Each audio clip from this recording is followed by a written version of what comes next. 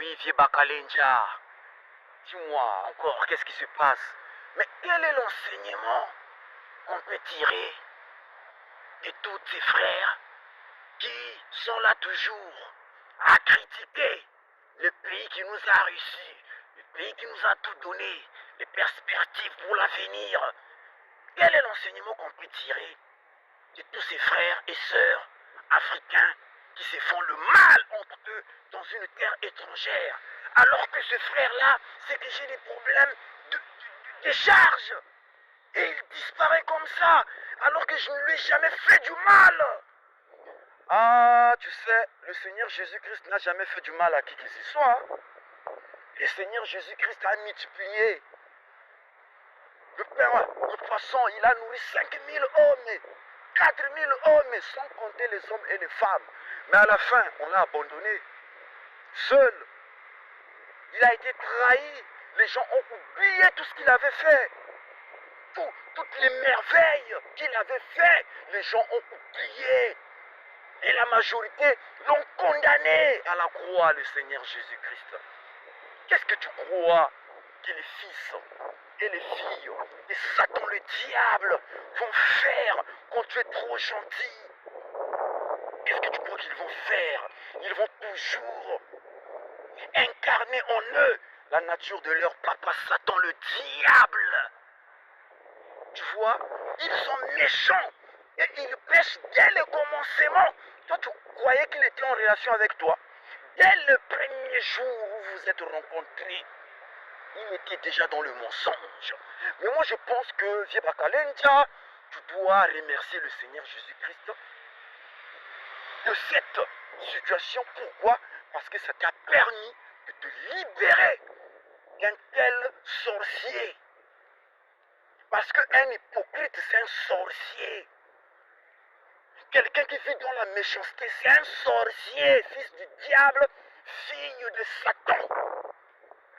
Parce qu'un homme qui a un cœur d'homme ne peut pas poser de tels actes. Et surtout, quand on y réfléchit, nous sommes tous dans la même situation. Nous avons quitté nos pays parce que ça ne va pas. Mais nous arrivons en France, on nous donne tout ce qu'il faut, le travail. Est-ce qu'il travaille, ce garçon-là? Il ne travaille même pas. Mais alors, fallait pas lui faire confiance. Et c'est des gens comme ça qui critiquent le Seigneur Jésus-Christ, qui rejettent l'évangile. L'évangile qui va te transformer pour devenir un homme honnête. Vous voyez? Mais le Seigneur Jésus-Christ nous a dit quoi? Il faut pardonner. Il faut prier pour eux. C'est ce que le Seigneur Jésus-Christ nous a appris. Donc on n'y peut rien. Quand déjà l'argent que tu lui as donné est entré dans ses mains, il faut oublier. Il faut oublier. Mais un tel type, s'il ne se repentisse pas, tant pis pour lui. Parce que ce qu'il fait là, c'est ses enfants qui vont le payer, vieux Bakalenja. Reste tranquille. Le Seigneur Jésus-Christ ne laisse rien impuni qui est anormal. Il ne laisse pas. Il donne le temps pour que la personne qui a commis un tel acte puisse se repentir. Mais s'il ne revient pas à la raison, ce sont ses enfants qui vont le payer. Je te le dis. Ce sont ses enfants qui vont le payer. Ne t'en fais pas. Ah, merci mon concours prière.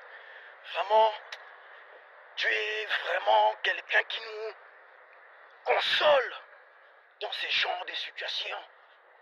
Mais tu veux que je te dise quoi d'autre? C'est ça, nous les Africains. On rejette tout. Jésus-Christ, c'est le Dieu des Blancs. Mais nous vivons dans les pays des Blancs. Nous habillons comme des Blancs. Tu ne trouves pas que nous avons un complexe terrible? Et c'est nous comme ça, là, entre nous, on se fait du mal. Faites-vous baptiser dans le nom de Jésus-Christ avant qu'il ne soit trop tard. Abandonnez l'hypocrisie, abandonnez le vol, abandonnez l'injustice.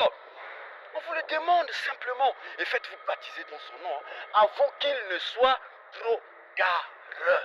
Bon, viens Bakalenja. Écoute, moi je dois aller au boulot. On s'appelle. Merci mon concours prière.